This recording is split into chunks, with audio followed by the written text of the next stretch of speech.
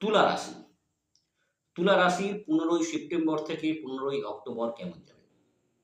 প্রথমত এই যে সময়টা, সেই সময়টায় আপনার পেটের রোগ বৃদ্ধি পেবে।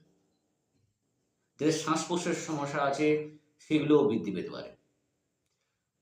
প্রেমে বাধা, যেখানে আপনি আপনার আপনার যে জীবনে যে কর্মের যে স্বীকৃতি, সেখানেও প্রচুর কিন্তু বাধার সম্ভাবনা তৈরি হবে। সেটা কিন্তু মেনে নিতে হবে।